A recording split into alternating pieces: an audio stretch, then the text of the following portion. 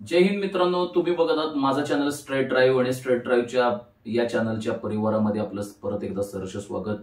मित्रांनो, माझी तुम्हाला अशी निम्र विनंती आहे की माझं चॅनल जास्तीत जास्त लाईक करा, सबस्क्राईब करा आणि जास्तीत जास्त पुढे व्हिडिओज माझे पाठवत जावा की जे देश हितासाठी चांगले असतात.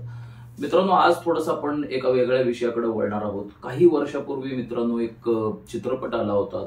रमेश सिप्पी यांनी दिग्दर्शित केला होता तो चित्रपट. तर त्याचं नाव होतं शोले आणि अमिताभ बच्चन आणि धर्मेंद्र आणि हेमा मालिनी यांनी या चित्रपटाद्वारे अक्षरशः इतिहास घडवला. आणि शोले चित्रपट हा जो आहे तर तो तुडुंब कमाई करणारा चित्रपट त्या काळचा ठरला होता. आणि शोले चित्रपट जो हिंदी चित्रपट सृष्टीतला जो एक मैलाचा दगड आतापर्यंत समजला जातो. आतापर्यंत त्या चित्रपटा एवढी तेवढी लोकप्रियता कुठल्याही चित्रपटानं खचितच मिळवलेली नाहीये. त्याच्यानंतर काही दिवसांनी मित्रांनो बरेचसे हिंदी चित्रपटसृष्टीमध्ये हिट चित्रपट निर्माण झाले. परंतु शोलेची आणि त्यांची जर तुलना करायची ठरली तर शोले हा जो चित्रपट होता तर तो माइलस्टोन ठरला होता.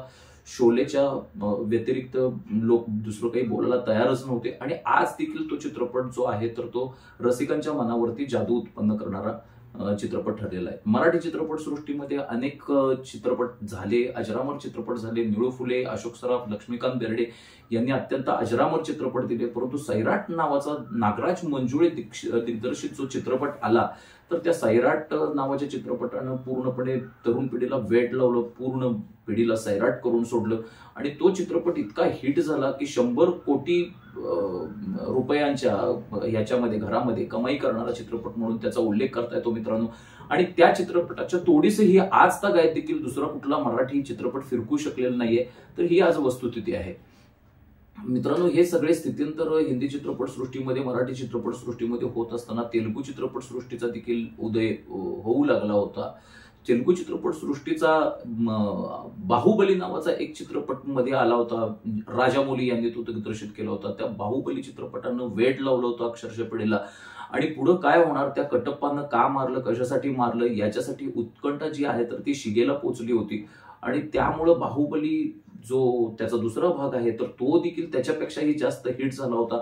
आणि आज तक आहे तो तेलुगू चित्रपट सृष्टीतला आणि पॅन इंडिया कमाई करणारा जो चित्रपट आहे तर तो कमाईची जी शिखरं आहेत तर त्याला गवसणी करणारा चित्रपट ठरला होता मित्रांनो. त्याच्यानंतरच एक चित्रपट आला तर तो चित्रपट आला, त्यानं पाहिलं आणि त्यानं जिंकलं असं वर्णन आपल्याला करता येईल.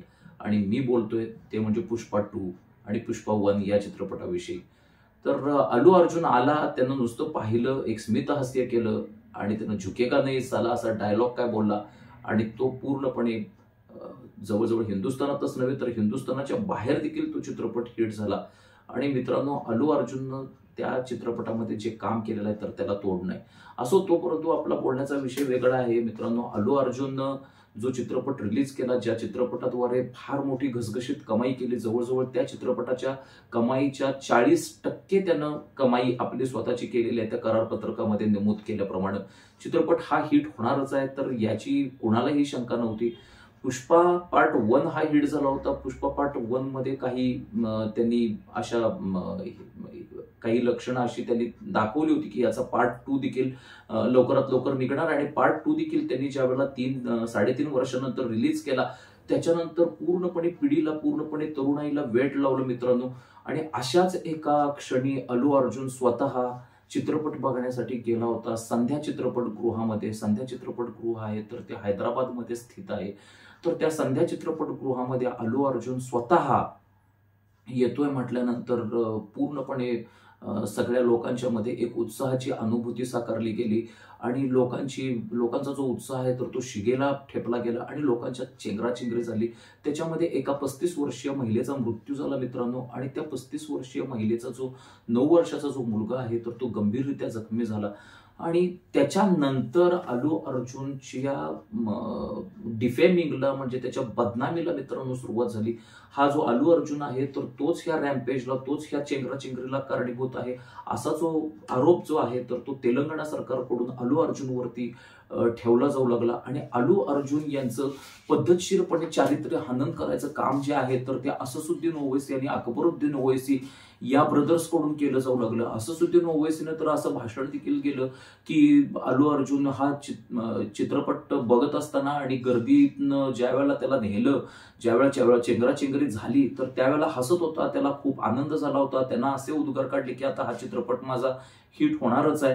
असे गंभीर आरोप अल्लू अर्जुनवरती केले आणि अकबरुद्दीन ओवैसी जे स्वतः म्हणत होते की 15 मिनट के लिए पुलिस हटा दो, मैं हिंदुओं को ये कर दूंगा, मैं हिंदुओं को वो कर दूंगा, हे जे लोक इतके निर्दयी आहेत तर ते निर्दयी अल्लू अर्जुनला माणुसकीचा आणि मानवतेचा पाठ शिकवते झाले आणि अल्लू अर्जुननं कसं वागायला पाहिजे होतं आणि कसं नाही वागायला पाहिजे होतं याचे धडे अचानकच देऊ लागले. मित्रांनो, ही जिहादी प्रवृत्तीची सगळी माणसं आहेत तर ही जिहादी प्रवृत्तीची माणसं ही अल्लू अर्जुनला आज शिकवा लागलीत की तू असं वागायला पाहिजे, तू तसं वागायला पाहिजे.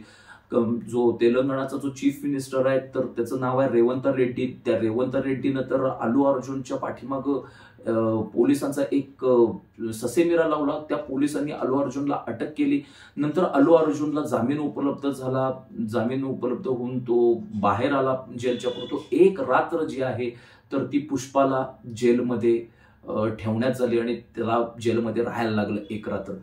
परंतु असं काय घडलंय की जेणेकरून या पुष्पाच्या पाठीमाग रेवंत रेड्डीचं जे सरकार आहे तर ते पाठीमागं लागलेलं आहे. तर त्याचं थोडंसं मूळ आहे तर ते इतिहासामध्ये दडलेलं आहे. रेवंत रेड्डीची पत्नी आणि अल्लू अर्जुनची जी पत्नी आहे तर ते एकमेकींच्या पाहुण्या आहेत, एकमेकींच्या नातेवाईक आहेत. नातेवाईक असताना देखील अल्लू अर्जुन आणि रेवंत रेड्डींचे संबंध देखील तेवढेसे मधुर राहिलेले नाही आहेत, ते ताणले गेलेले आहेत आणि ते ताणत ताणत ताणत आता आलेले होतेच आणि ते तुटेपर्यंत तर त्याची परिणती झालेली आहे आणि अल्लू अर्जुनला एक दिवस जेलमध्ये तो घालवायला लागलेला आहे. तर असं काय कारण होतं मित्रांनो की अल्लू अर्जुनला जेलमध्ये घालवायला लागलं? अल्लू अर्जुनच्या पाठीमाग ससेमिरा हा पोलिसांचा लागला.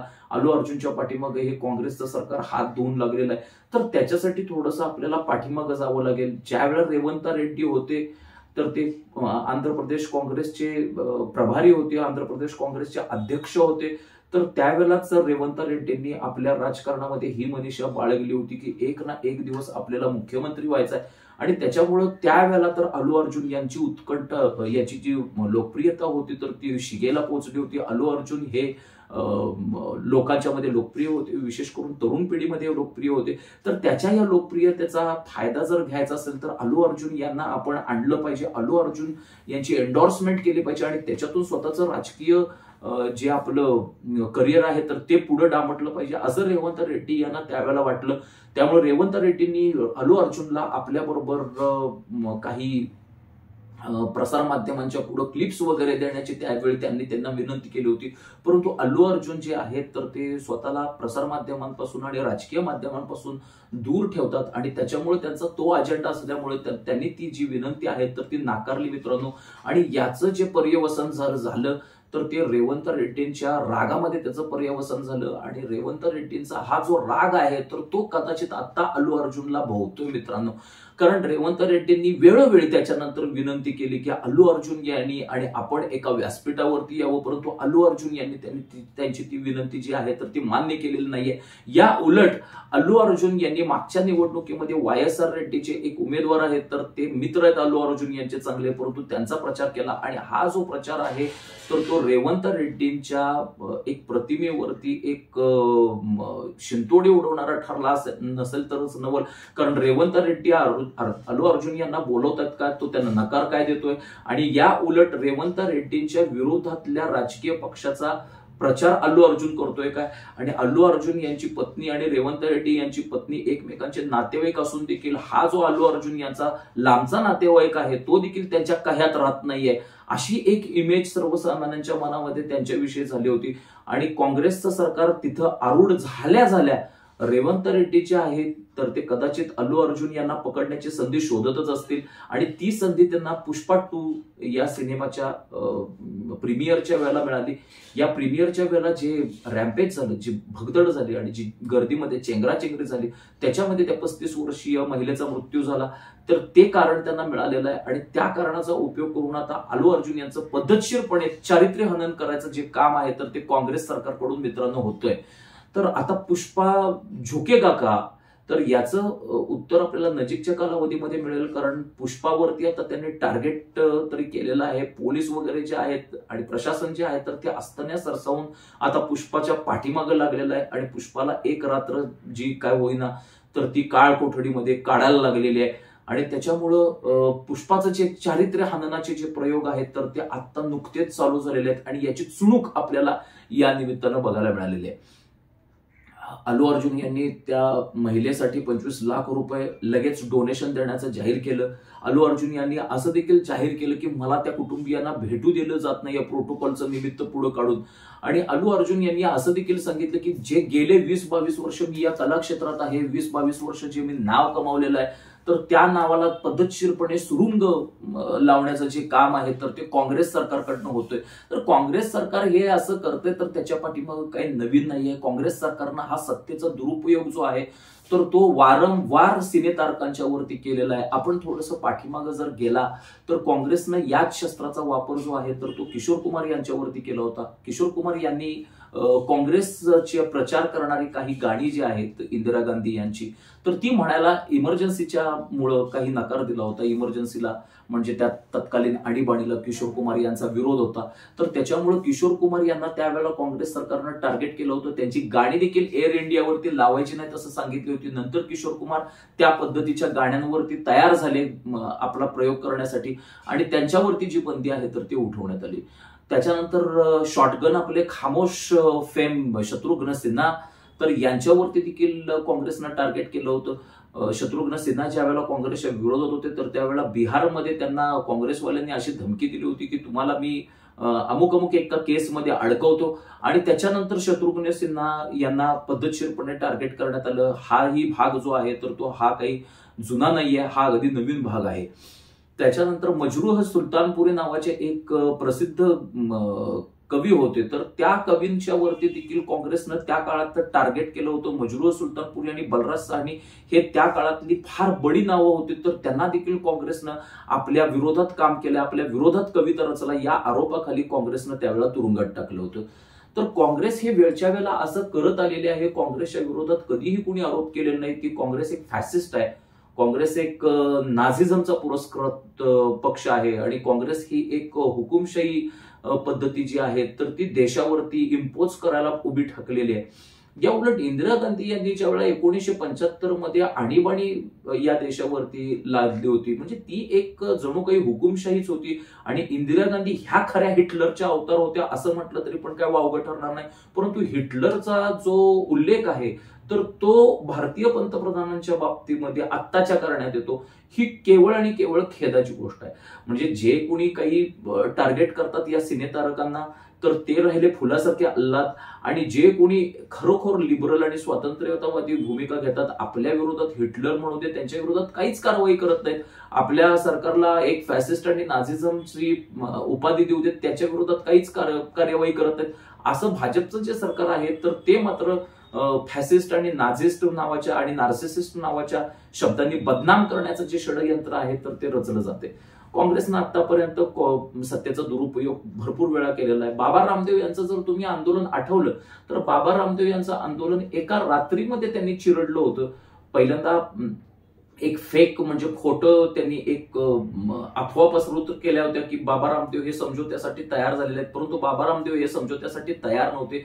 त्यांनी स्वतः एक जाहीर केलं की मी समझोत्यासाठी तयार नाही आहे. परंतु ज्या वेळेला सगळे लोक झोपले होते, मीडियावाले जागे होते, त्या मीडियावाल्यांच्या उपस्थितीमध्ये अश्रुधुराच्या नळकांड्या सोडण्यात आल्या आणि तिथं बळाचा उपयोग करण्यात आला. पोलिसांनी पेंडॉलमध्ये जे झोपले होते लोक तर त्यांच्यावरती लाठीमार केला आणि अत्यंत अमानुषरित्या आणि निर्घृणरित्या ते आंदोलन चिरडलं गेलं.